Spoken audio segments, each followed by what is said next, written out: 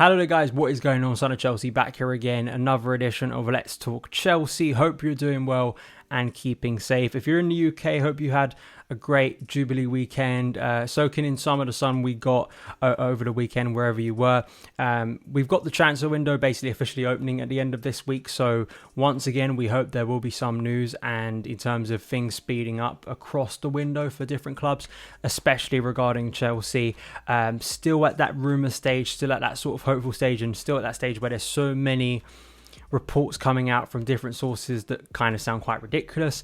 Today I want to go through three kind of stories, one potential incoming that's quite obvious, and two players who could be on the move, and kind of discussing their Chelsea futures, because I do think they both of these players they do have similarities within their Chelsea career. I think both that there is a serious conversation to be had over what is done with them this summer. Do we keep a hold of them or do we sell them on? So we'll get into that today. Make sure you hit that like button, make sure you hit that subscribe button, turn all notifications on so you don't miss any of the uploads on the channel this summer. Ousmane Dembele, that's where we're going to start once again. There's been several reports, some out of Spain, claiming that there's a 4-year contract already basically agreed with Ousmane Dembele to sign for Chelsea. The deal is done, it's going to happen. From what I've been hearing from the people like Adam Newson, who's my good mate, reporter at Football London, from other reporters, and from Ben Jacobs here, who tweeted the other day. Ben Jacobs was brilliant. I'm sure you guys probably know him by now. He was great during the takeover process with a lot of legitimate reporting when there's a lot of scare stories going on. I think he's definitely a reporter you should be following from now on, because I think he's going to have some good insights about Chelsea, saying there is certainly a growing confidence, especially with PSG bringing in Campos, who isn't as intent on signing him as Leonardo, the director of football. Chelsea have made contact, one to watch next week. So that was at the end of last week. So this week, as you say, we've heard that talks have apparently happened. How serious those are, I think, kind of vary with who you're listening to. I would believe there is something going on, but at the same time, we know these deals, and Dembele, like a lot of players, is in a very powerful position because he's got a club like Barcelona who probably want to keep him. He knows at the age of 24, 25, he's at a point of his career still where he can attract probably a big fee with his talent, even with some of the injury concerns. And I know a lot of you, including myself, would like to see this transfer happen. It's interesting because if Chelsea were to go and do this deal, I think you've got to sometimes look at the repercussions, and I wrote about this for Football London over the weekend, more looking at how it would impact players in the Chelsea squad. And I'm not saying that's a deal breaker, just in a sense, if you were to buy Ousmane Dembele, then you would have to shift an attacker if you're bringing him in. That's kind of quite obvious. But then our other attacking potential priorities that you guys may have that thinks Dembele isn't really a priority, because even if we're not paying a transfer fee for him, we will be paying high wages. And I just wonder, would that be a massive part? I think it would be a massive part of Chelsea's attacking spend this summer. I don't think, especially with Conor Gallagher coming back, especially with the potential of Armando Broja coming back, we assume that there's going to be some movement in terms of players leaving, whether that be Romelu Lukaku, Hakim Ziyech, potentially Christian Pulisic, who we're going to get onto in this show. Still, I think that would be a massive step early in the window. But personally, for me, that's my priority. I know other people probably have different opinions. They may think that a striker is more important this summer for Chelsea to get. But let's see what happens with Ousmane Dembele. And I wouldn't rule out other options in case this one falls down. I think Chelsea have to be expectant of that. You'd hope they would be, that they aren't putting all their eggs in the Dembele basket, hoping that it's going to happen. I think there is logic to it. I think in terms of other players we could be spending on this summer, I think it maybe is a little bit more of a shrewd deal, or at least at lower risk, in terms of potential and what he could become at Chelsea under Thomas Tuchel. So we'll wait to see what happens there. Christian Pulisic, this is a big one because I've spoken about Pulisic quite a bit actually recently on the channel since I've started making videos again. But we got this claim and report from Bild on Sunday. Christian Falk, who has varying levels of success over reporting. In Germany, he seems to have a really good gauge on what's happening at Bayern Munich. But our other clubs, as we saw at Chelsea when he was trying to claim that Mason Mount was extremely unhappy with Kai Havertz signing. Liverpool are interested in Christian Pulisic and see him as the replacement for Sadio Mane. Of course, you see this a lot, sort of a domino effect of transfers. Sadio Mane wants to leave Liverpool this summer. Liverpool want to sell him because he's only got 1 year left on his contract. Bayern Munich seems like the obvious place and seems like the most legitimate place for him to go this summer. They're the club interested in him. Lewandowski could be moving as well to Barcelona. And of course, Liverpool will be looking for an attacking replacement. And there's been conflicting responses to this. I think we had an interesting discussion on Football London today on the stream. If you go to my Twitter, I shared it. Me, Anita Abiomi and Adam Newsom, we discussed Christian Pulisic and basically his Chelsea career and what we should be doing with him this summer in regards to reports like this and whether this is the time to cut ties. As I always bring up, I think I am someone who's quite fair on Christian Pulisic, probably a little bit too much. I've always been someone who's, especially since 2020, has looked at his attributes and always been quite excited by them of what they could bring to Chelsea. I wrote yesterday that my worry with Christian Pulisic leaving is it's not quite the Kevin De Bruyne situation or Mohamed Salah situation, even though I did reference it. It's more just a case of assuming that the problems Chelsea attackers currently have in Tuchel's system are just going to translate automatically to other clubs and other systems, particularly Liverpool and Man City, who are so refined, their recruitment is so successful and consistently their hit rate is so good. And particularly with a system like Chelsea's, as we've been speaking about recently, that doesn't create a lot of high quality opportunities compared to one that does.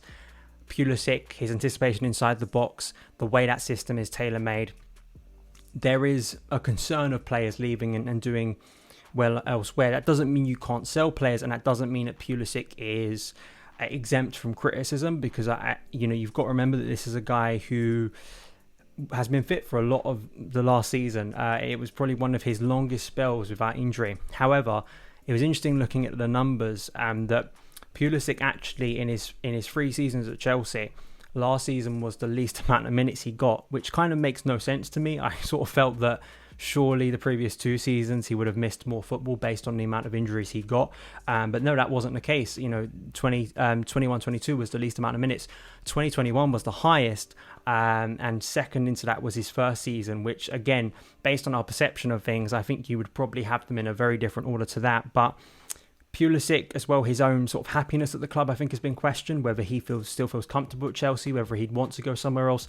When you got his dad tweeting about things and taking him down, it's hard to look past those events. And then you have the commercial side of things. I mean, Chelsea are going on tour to the US this summer, and I'm sure the club have wanted to do this for a while with Christian Pulisic, take him to the US as a Chelsea player.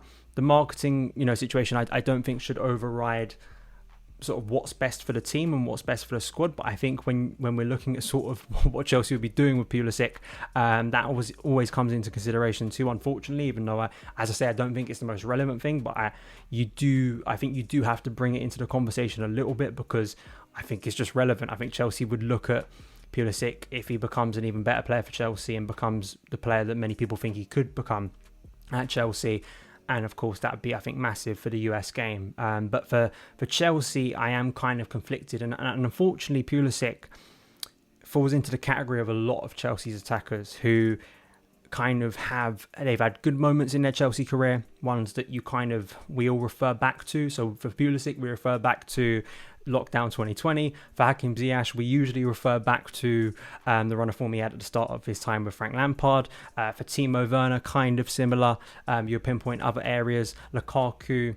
You could go through a lot of the names in Chelsea's attack, and we'll all pick out certain moments, but consistently there are wider concerns, there are technical flaws, there are questions on nearly all of Chelsea's attackers. I know just based on comments, Pulisic usually is someone people want to see play a lot more and play in his favoured position. I think he has got opportunities, even if the numbers don't show it. I think he hasn't always done as much as I think he should have, and I still think there is definitely a player in there who can change games and has that anticipation inside the box, which I think is very hard to teach. But at the same point, with his contract too coming down, I think we're down to 2 years now, a decision has to be made at his age at 23. Are we keeping him? Are we committing to the Christian Pulisic project, or are we not? I think Chelsea now have to start operating like that. They need to start answering these questions earlier. They can't just wait and see what's going to happen with these players, because as we saw last year with the defence, if you wait on contracts, it can get very, very awkward, and Chelsea are paying the price right now. Let me know your thoughts on that in the comments below. And before we go, Loftus-Cheek has been rumoured and linked to a loan to Inter Milan this summer. There were some rumours about a permanent deal The potential loan to Inter Milan here from reports in Italy, from Gazzetta. Loftus-Cheek is another one that you guys know, if you've been watching me long term, I've always been a fan of Ruben. I don't know what to make of last season for Ruben. If you purely look at last season as another step of him avoiding injury, getting back to fitness, getting back on the pitch, feeling confident in his body again, then it's been a success. I think as the Fulham one was, I think people forget how terrible that injury was at the time he got it in 2019. So in that sense, I think that's a step forward. It's again, I look back at the system, I still concerned that we're not putting Ruben in a position to get the best out of him. I just don't see him as a six personally. I know some people do. I know some people look back to his academy days where he did play a more kind of deeper central role. And sure, one of his best attributes is taking the ball from a deeper position and driving forward. But when you're playing in a two, there is that defensive responsibility. And I particularly think back to the Arsenal game of how he wasn't tracking Arsenal runners, particularly I think it was for the Smith Rowe goal. Those defensive instincts aren't really there. So that's why I classify him more as an attacking midfielder, that you want him sort of pressing forward, getting that ball from a deeper spot, but very much getting involved with the attack, which I think Sarri, very much got the best out of him in that aspect. And we have seen flashes absolutely under Thomas Tuchel of that side of Ruben. And I feel just in terms of the midfield, it is an area that needs, I think, work this summer, and also needs some key decisions made on it because of the contract situation. Again, Jorginho, N'Golo Kante, are both of them going to stay? Are both of them going to leave? Is one of them going to stay? We need to make a call on either of those players again, what we're doing with them. And of course, if one of them leaves and you're letting Ruben go as well, those options in midfield were already quite thin and felt quite thin, just in terms of bodies, whether you think Ruben is good enough to play for Chelsea or not.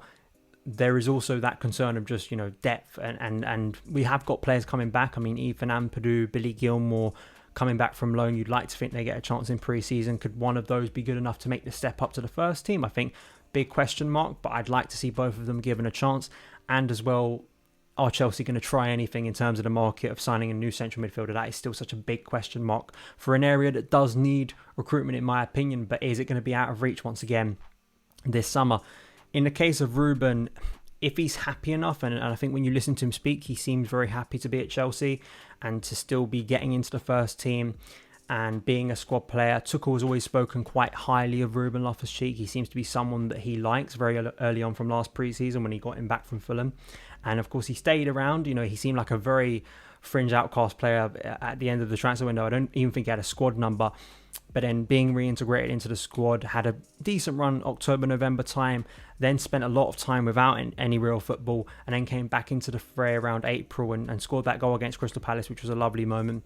But again, that inconsistency and is the system where he's being played at the moment the best place for him? And weirdly playing as a striker in the FA Cup final. I mean, that extra time, I don't really want to go too much into it to bring up bad memories. I mean, but that was just utterly bizarre how he's played as a striker, which he hadn't under Tuchel, and then being substituted before penalties. Just very weird. So, Ruben, again, what are we doing with him this summer? I think you guys, let me know in the comments below. Is this someone you're wanting to let go? Do you think there's a bit more of Ruben that we can maximise next season, particularly if we change to a midfield three? If Tuchel, wanted to change to a 4-3-3, which of course, even if it's not going to be exactly the same principles as Sarri, if you change to a 4-3-3, then I feel like for players like Mount, Gallagher, Loftus-Cheek, the situation I think radically changes, because suddenly there are two positions there, two number 8s, or at least one of them, that are much more suited to players who can operate in that role, and maybe players who look a little bit awkward deeper like Ruben can suddenly find their feet. And we don't know if that's going to be the case next season, even though Tuchel has hinted that he ain't going to change the formation. He kind of said similar at the back end of last season, and we did see a 4 during the winter period. So we never know. Let me know your thoughts on everything I discussed today. Follow me on Twitter at SonOfChelsea. Go over to Football London, my author page in the description box below. Read all of my articles. I wrote a few today on Kai Havertz, on the World Cup and how that's going to impact Chelsea's planning this summer. Got a piece on Mason Mount as well coming out tomorrow, so make sure you go and read that when it does drop on Football London. So all the best, and I'll see you again very soon.